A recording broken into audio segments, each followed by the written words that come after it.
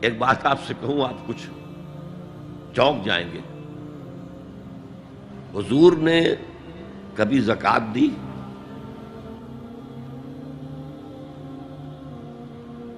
کبھی نصاب کے بقدر پیسہ آپ کے پاس جمع ہوا کہ آپ پر زکوٰۃ واجب ہوتی؟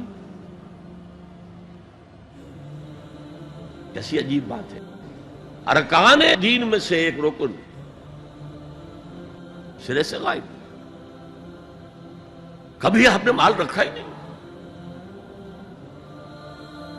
حضور کا اسوہ ہم جانتے ہیں، مسواک کر لی ہے، پانچے جو ہے ٹخنے سے اوپر کر لیے ہیں، یہ اسوہ ہے. ہاں ہے، یہ بھی ہے، ٹھیک ہے، سنت ہے. اسوہ تو یہ ہے. اور صرف آپ کا نہیں، جنہیں ہم کہتے فقراء صحابہ، ابو ہریرہ، ابو ذر، سلمان فارسی، علی رضی اللہ تعالی عنہم اجمعین، یہ فقراء صحابہ میں سے تھے. کبھی کچھ نہیں رکھا اپنے پاس. میں نے بتایا تھا آپ کو شاید کہ حضرت علی کی جب شادی ہو رہی تھی حضرت فاطمہ سے، کوئی مکان تھا ہی نہیں، کہاں لے کے جائیں. ایک انصاری نے ایک حجرہ دیا ہے اپنے مکان کا، اس میں حضرت فاطمہ ودا ہو کر گئی. He didn't have any home. ابو ذر وہ تو دوسری انتہا کو چلے گئے تھے. قانون یہی ہے، حلال سے کماؤ، اگر ایک حد سے آگے بڑھ جائے تو زکوٰۃ دے دو، باقی تمہارے اختیار میں ہے. دینا چاہو دو، نہ دینا چاہو رکھو اپنے پاس. قانون اس سے زیادہ آپ کو پابند نہیں کرے گا. کبھی بھی آپ نے جبر نہیں کیا، ایمرجنسی میں بھی جبر نہیں کیا. ایک واقعہ آتا ہے کہ حضور کو کئی وقت کا فاقہ تھا. تھوڑی دیر کے بعد حضرت ابو بکر آئے، آپ نے چہرے سے پہچان لیا کہ فاقے سے. پھر حضرت عمر آئے، پہچان لیا کہ فاقے سے. شاید حضور خود اپنے لیے نہ اٹھتے نہ جاتے، اپنے دونوں ساتھیوں کو لے کر ایک انصاری کے باغ میں پہنچ گئے. انصاری کی عید ہو گئی. فوراً لا کر اس نے کچھ کھجوریں، کچھ انگوروں کے گوشے رکھے. اس کے بعد وہ دوڑا چھری لے کر کسی جانور کو ذبح کرنے کے لیے. یہ ساری تفصیلیں میں کیا بتا رہا ہوں. مال یہ نہیں تھا کہ مدینے میں سبھی فاقے سے تھے، موجود تھے جن کے پاس مال تھا، لیکن جبراً آپ نے کسی سے کچھ نہیں لیا. جب وہ چھری لے کر چلا، فرمایا دیکھنا کسی دودھ والے جانور کو نہ ذبح کرنا. بہرحال کچھ دیر کے بعد وہ گوشت پکا کر لایا، روٹیاں رکھی. اس کے بعد حضور نے ایک روٹی پر چند بوٹیاں رکھ کر کہا یہ عائشہ کو دے آؤ، اسے بھی کئی وقت کا فاقہ ہے.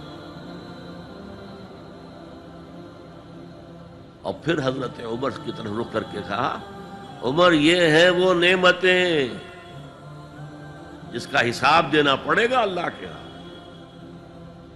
وَأَمَّا بِنِعْمَةِ رَبِّكَ فَحَدِّثْ، اور یہ جو فرمایا گیا الہاکم التکاثر میں، نعمتوں کا حساب لیا جائے. وَلَا تُسْأَلُنَّ يَوْمَئِذٍ عَنِ النَّعِيمِ، فرمایا یہ نعمتیں. یہ ہے اصل میں انفاق کا معاملہ. آپ کے اس پر چھوڑ دیا گیا ہے. جتنا بھی آپ میں جذبہ ہے، جتنا بھی آخرت کا یقین ہے، اتنا ہی آپ پسند کریں گے کہ آخرت کے بینک میں جمع کرائیں، یہاں کے بینکوں میں کیوں جمع کرائیں. یہاں کتنا دے دیں گے آپ کو؟ 10%، 20%. وہاں 700% ملتا ہے. 700% نہیں، 7000، 700 گنا.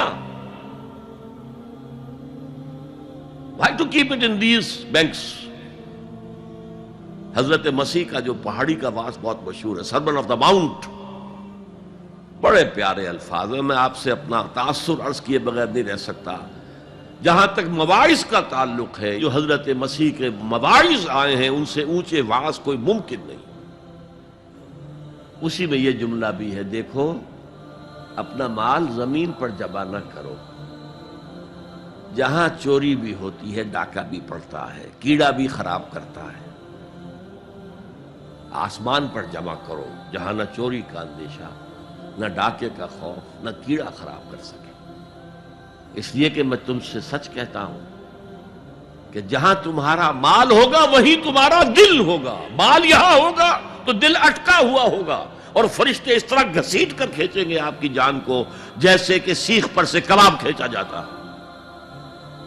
اور اگر دل وہاں لگا ہوا ہے جس کے لاکھوں کروڑوں ڈالر سوئس بینکس میں جمع ہے، اسے کہا جائے نکل جاؤ پاکستان سے، اسے کوئی تکلیف ہوگی؟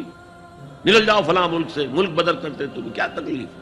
میرے بینک کے اندر پیسے ہیں۔ البتہ جس کا باہر کچھ نہ ہو اسے اگر یہ دی جائے سزا تو اس کی تو جان پر بن جائے گی۔ تو یہ ہے انفاق کا معاملہ۔ اس میں یہ دو جو ہے، ایک قانونی سطح ہے، قانونی سطح یہ کہ حلال ذریعہ حرام نہ ہو، سود نہ ہو، جوا نہ ہو، فحاشی کو ذریعہ نہ بنایا جائے، منشیات کو ذریعہ نہ بنایا جائے کمائی کا۔ اور جو بھی آپ کے پاس ہے، آپ نصاب کی سطح کے اوپر آ گئے تو 2.5% زکوٰۃ دے دو۔ قانون اس سے آگے آپ سے مطالبہ نہیں کرے گا، اگرچہ فقہاء نے یہ فتویٰ دیا ہے کہ اگر کسی وقت جو فقراء ہیں ان کی ضرورتیں زکوٰۃ سے پوری نہ ہو سکے تو اس وقت کا امام، اس وقت کا خلیفہ وہ زبردستی بھی امراء کے مال میں سے مزید لے سکتا ہے زکوٰۃ کے علاوہ۔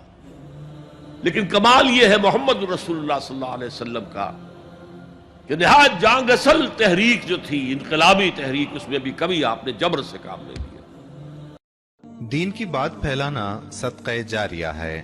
ثواب کی نیت سے ویڈیو کو شیئر ضرور کیجیے۔ جزاک اللہ۔